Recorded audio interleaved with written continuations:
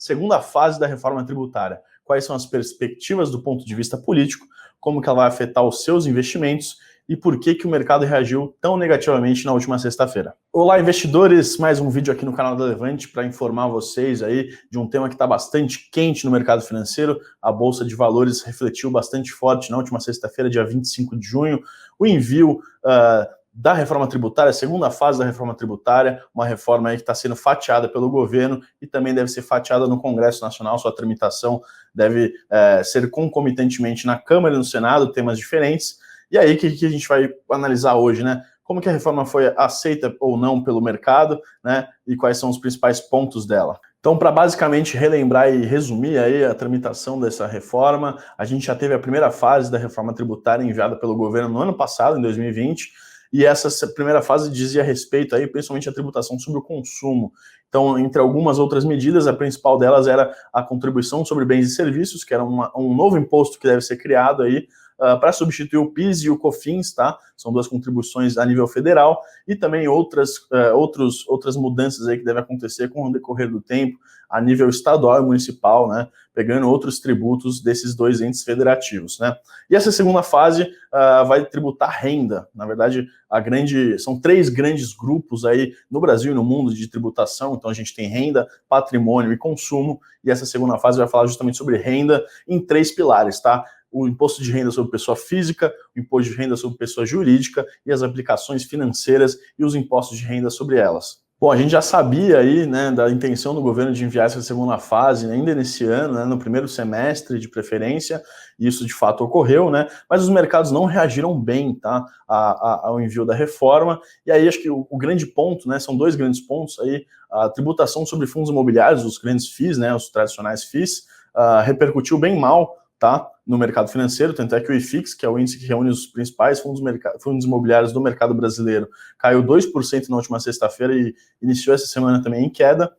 E o segundo ponto aí que desagradou os investidores foi que aquela promessa ali, que ventilou no mercado, né, nas grandes veículos de imprensa, de que os investidores pessoa física teriam isenção de imposto de renda sobre dividendos até R$20 mil por mês, ela não veio na proposta. Então os dividendos passaram a ser tributados, tá? Pelo menos para pessoa física no Brasil. Se a gente for ver, a grande questão aí dessa reforma tributária sobre renda é que ela vai corrigir algumas distorções no nosso sistema tributário de renda no Brasil, mas ao mesmo tempo vai fazer com que outras pessoas paguem um pouco mais, outros cidadãos, né, outros tipos de investidores, por exemplo, paguem um pouco mais do que pagavam anteriormente, né?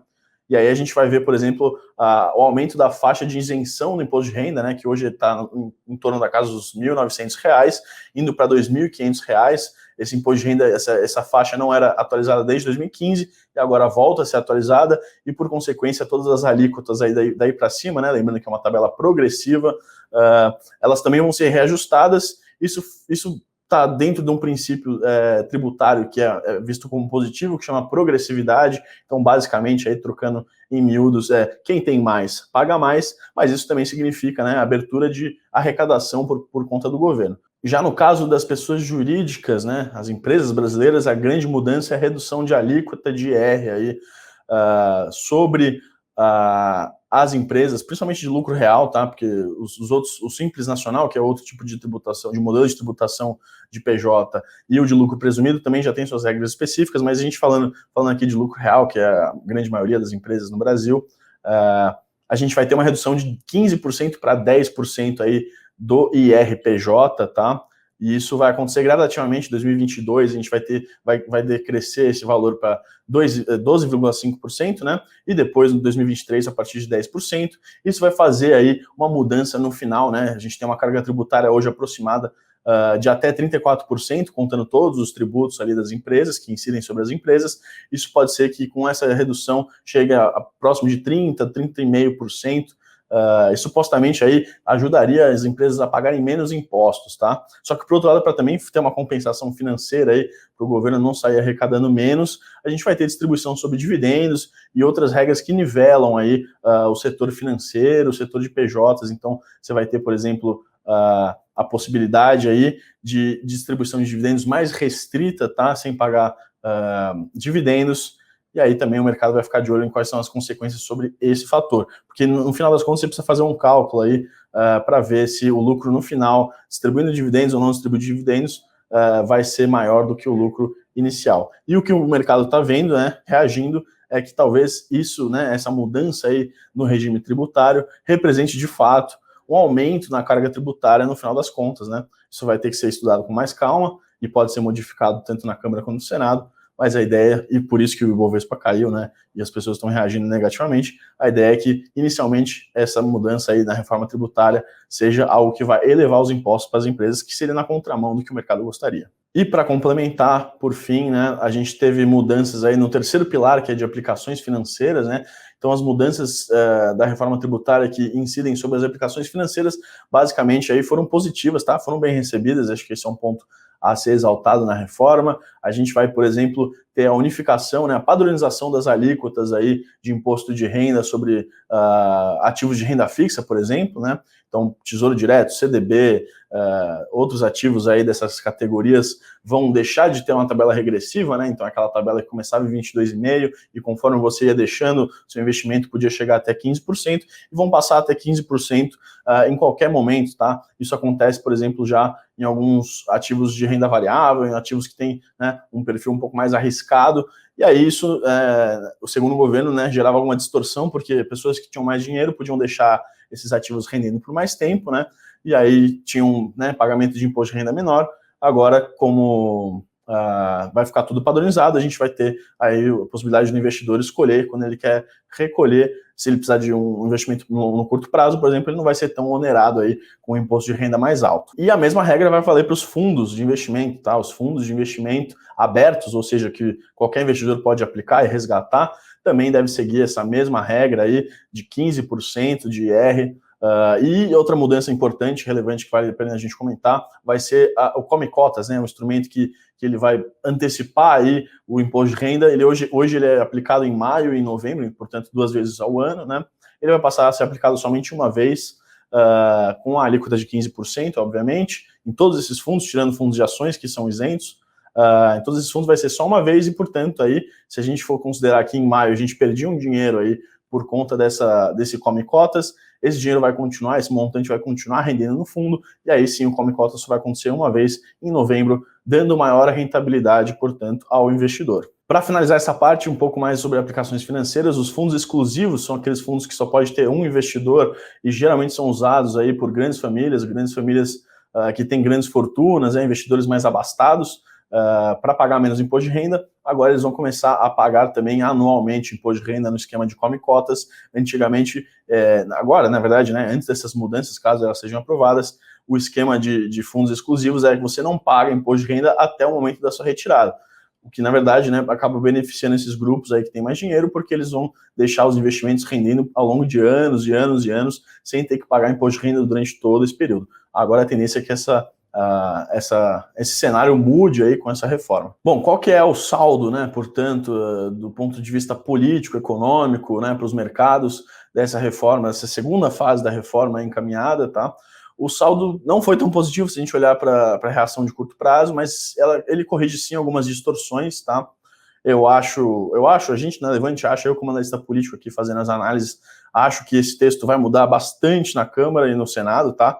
Ele deve começar a tramitar somente em agosto. A gente está vendo aí que tem recesso parlamentar daqui 3 semanas, mas a gente tem outros temas prioritários para tramitar, e apesar do desejo do Arthur Lira, que é presidente da Câmara, né, de andar rápido com esse projeto, por conta dessa reação aí mista, né, mais negativa do mercado financeiro e alguns pontos que ainda vão precisar ser calibrados, a gente provavelmente só vai ver esse projeto tramitando no segundo semestre, né, depois da volta do recesso. Eles voltam, os deputados e senadores voltam ali no começo de agosto, tá? Então, né, fica aquela questão, nosso cenário base, aí a gente ainda prevê algum avanço na reforma tributária esse ano, mas algum avanço bastante pontual, tá? E, na verdade, o grande problema é que pode ser que alguns projetos, né, então essa parte de renda, que tem um pouco mais de apelo popular, acaba equalizando ali quem paga mais imposto, quem ganha mais vai pagar mais imposto e vice-versa, acaba tendo mais apelo do que, por exemplo, uma reforma sobre os impostos de consumo, tá? Os impostos de consumo, vai lembrar, são os que a gente mais paga, né? Nós, cidadãos brasileiros, a gente paga cerca de 70% dos impostos são direcionados ao consumo, e isso aí seria, portanto, né, um sistema mais sensível para se mudar, e na nossa opinião, né, na nossa visão, deixar ele de lado em detrimento de outros sistemas, por exemplo, de renda, não é positivo, tá? O ideal seria ter uma reforma ampla, uma reforma bastante estruturada, que obviamente demoraria mais tempo, teria mais dificuldades ali, seriam feitas concessões da mesma forma, na verdade, né, se for comparar a reforma da renda, que vai ter concessões com a do consumo, todas vão ter concessões no final do dia, porque é assim que funciona a política brasileira, mas para o mercado seria ideal, tá, que uma reforma mais ampla aí, que mexesse estruturalmente, simplificasse estruturalmente os tributos no Brasil, fosse encaminhada e avançasse no Congresso. Então, a reação do mercado ali também tem a ver com, não só com os pontos, né, que decepcionaram, mas também tem a ver com o desenho escolhido pelo governo aí para avançar com um tema que é muito sensível para a economia brasileira, para a produtividade das empresas e também para o saldo final, né, para o balanço das empresas, tá bom? De qualquer forma, você que é investidor, pessoa física, está um pouco contrariado aí com possíveis novos tributos. Primeira recomendação que a gente dá aqui da Levante é não se desespere, tá? Não significa aí, de fato, que essa proposta vai prosperar e provavelmente vão ter mudanças aí, abrangendo aí as reclamações, né, as demandas que vão vir do mercado financeiro. Em segundo lugar, lembrar sempre aí que essas práticas já são feitas mundialmente, tá? Se a gente for pegar os países da OCDE, todos eles tributam dividendos, por exemplo, tirando a Letônia, que tem o mesmo esquema do Brasil, tá? Isso é uma coisa que é praticamente inevitável, uma discussão que vem rolando há anos no Brasil, que parece que agora vai engatar, talvez não agora no curto prazo, né, mas nos próximos anos. E aí, né, é hora de sentar, respirar fundo e conseguir diversificar suas aplicações, buscando sempre rentabilidade e colocando no cálculo aí né, essa nova tributação, esses novos custos aí para se investir. No final do dia, o que importa, né, vai ser como que esses custos vão ser compensados nas empresas, e a gente acha que dá para melhorar sim, tá, a reforma tributária, e dá para ter uma reforma mais robusta, que tanto privilegia as empresas e os custos que elas têm, né, reduzindo carga tributária, por exemplo, quanto os investidores e a economia como um todo. Bom, pessoal, a gente tentou trazer aqui o nosso diagnóstico sobre a segunda fase da reforma tributária, passar rapidamente pelos principais pontos aí desse segundo texto enviado para o Congresso, e também aí quais possíveis consequências e mudanças aí do cenário político, tá? Se você gostou do vídeo, deixe seu like. O que você acha da reforma tributária? Se você quiser comentar na caixa de comentários aí embaixo também, fica à vontade.